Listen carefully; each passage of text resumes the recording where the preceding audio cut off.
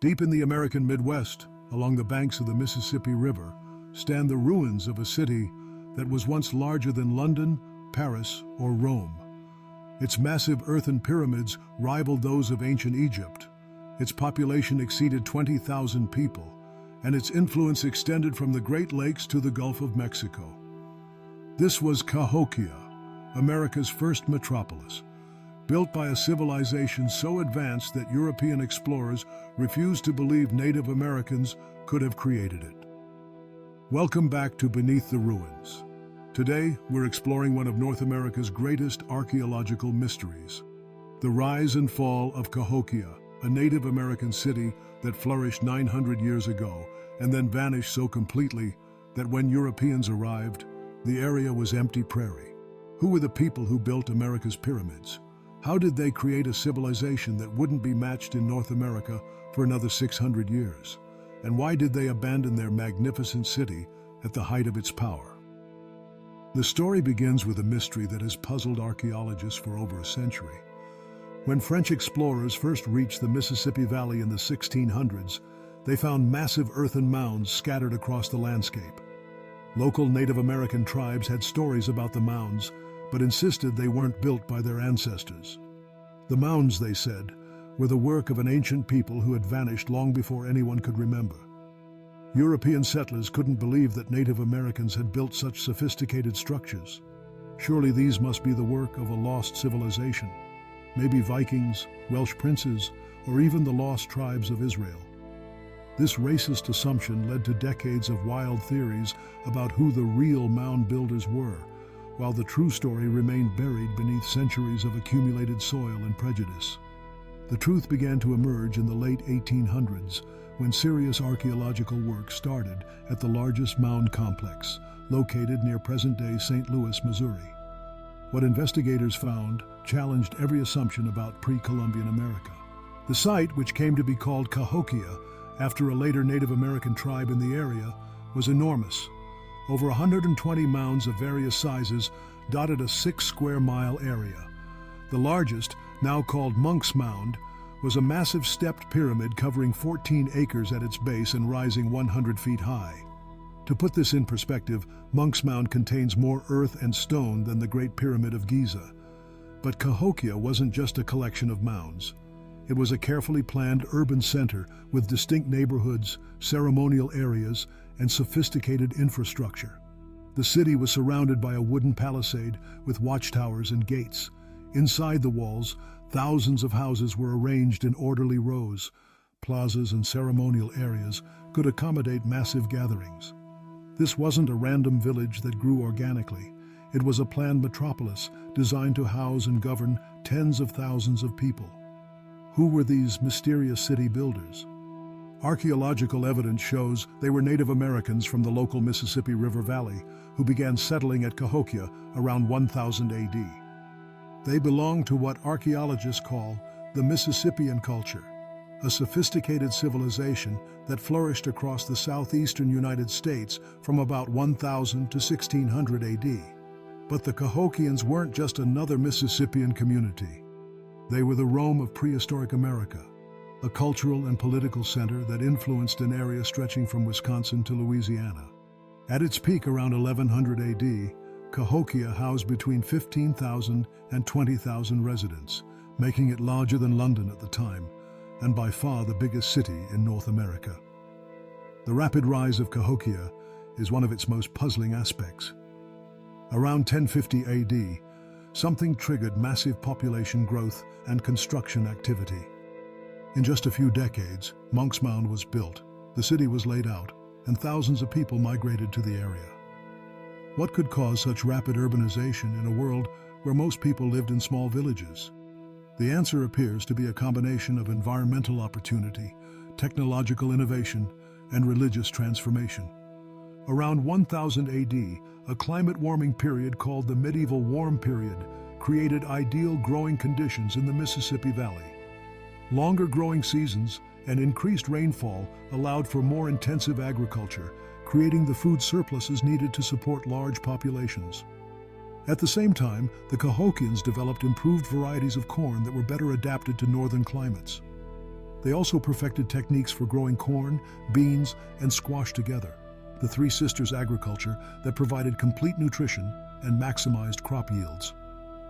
These agricultural innovations could support much higher population densities than previous hunting and gathering methods. But the most important factor in Cahokia's rise may have been religious. Archaeological evidence suggests that around 1050 AD, a new religious movement swept through the Mississippi Valley. This religion, which archaeologists call the Southeastern Ceremonial Complex, emphasized the power of chiefs and the importance of large-scale ceremonies. The Cahokian rulers weren't just political leaders, they were religious figures who claimed divine authority. The massive construction projects at Cahokia weren't just civic works, they were religious statements designed to demonstrate the ruler's connection to supernatural powers. This is most clearly seen in Monk's Mound itself. The pyramid wasn't just a big pile of dirt, it was a carefully designed sacred architecture. The mound is aligned with astronomical phenomena, particularly the equinoxes and solstices. From the top of the mound, observers could track the movement of the sun and stars throughout the year, making it function as a massive calendar and observatory. The construction of Monk's Mound was an incredible feat of engineering and organization. The pyramid contains about 22 million cubic feet of earth, all carried in baskets and piled by hand. Modern calculations suggest it would have taken 1,000 workers laboring for 20 years to complete the mound. Managing such a massive construction project required sophisticated planning and organization that rival any ancient civilization. But Monk's Mound was just the beginning. The entire Cahokia site is filled with evidence of astronomical knowledge and sophisticated engineering.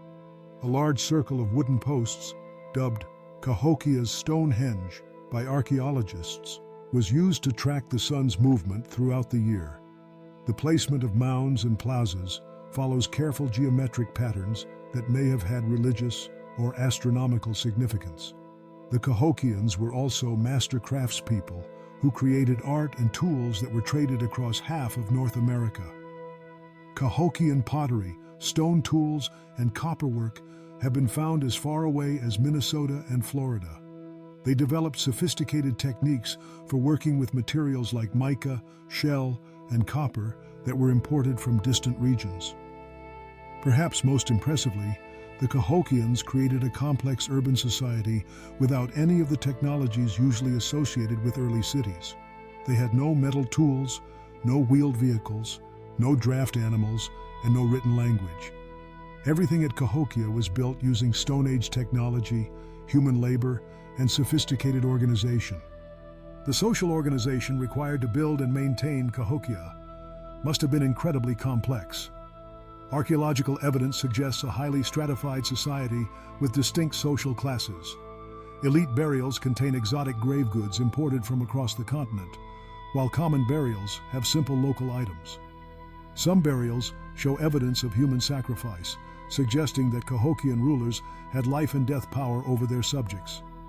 The famous Burial 72 at Cahokia illustrates the power of the elite. A high-ranking man was buried on a bed of 20,000 shell beads, accompanied by hundreds of arrowheads, copper objects, and mica sheets. But most shocking, he was buried with the bodies of several other people, including 4 men with their heads and hands cut off, and 53 young women who appear to have been sacrificed for the burial. This evidence of human sacrifice has led to debates about the nature of Cahokian society. Some archaeologists see it as evidence of a brutal dictatorship where rulers demanded ultimate loyalty from their subjects. Others argue that sacrifice was part of religious ceremonies designed to ensure the fertility of crops and the prosperity of the city. Whatever the truth about sacrifice, it's clear that Cahokian rulers wielded enormous power. They could mobilize thousands of workers for construction projects, control trade networks spanning half the continent, and command resources from across their territory. The influence of Cahokia extended far beyond the city itself. Smaller Mississippian centers throughout the southeast showed clear Cahokian influence in their architecture, art, and ceremonial practices. The famous Southern cult iconography, featuring symbols like the cross, the swastika, and various bird and serpent motifs, appears to have originated at Cahokia and spread throughout the Mississippian world. But Cahokia's influence extended beyond culture and religion. The city appears to have been the center of a vast trade network that moved goods across most of North America. Cahokian traders brought copper from the Great Lakes, shells from the Gulf Coast, and exotic stones from the Rocky Mountains. In return, they exported finished goods and probably agricultural products from their fertile river valley. This trade network made Cahokia incredibly wealthy and cosmopolitan. The city was home to people from across the continent, creating a diverse urban environment unlike anything else in pre-Columbian America. Different neighborhoods appear to have housed people from different ethnic groups, creating North America's first multicultural metropolis.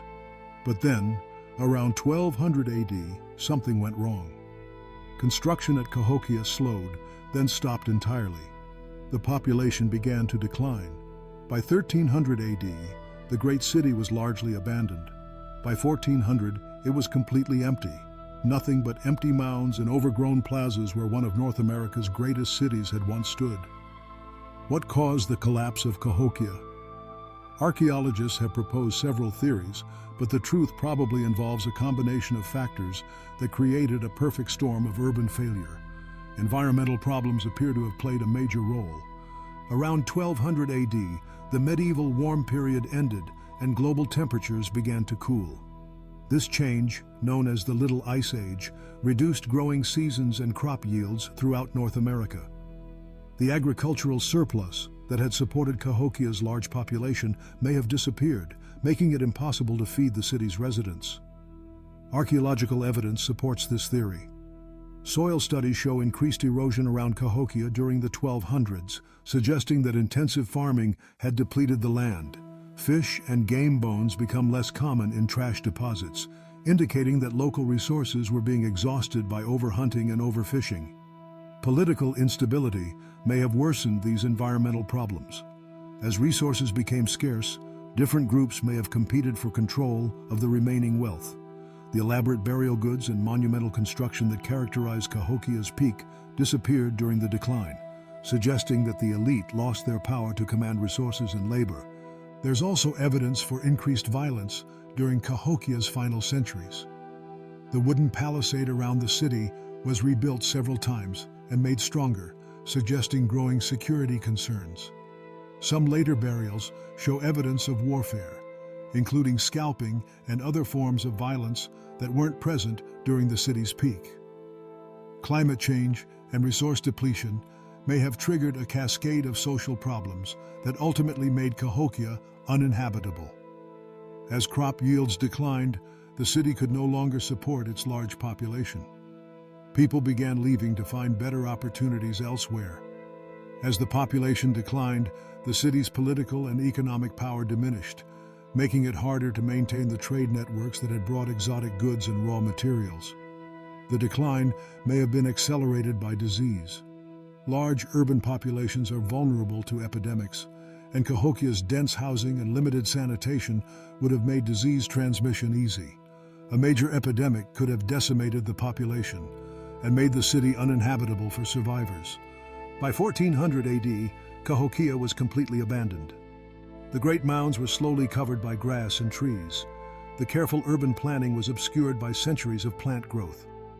Within a few generations, the memory of America's first city had faded, leaving only mysterious mounds and the stories of ancient people who had vanished long ago.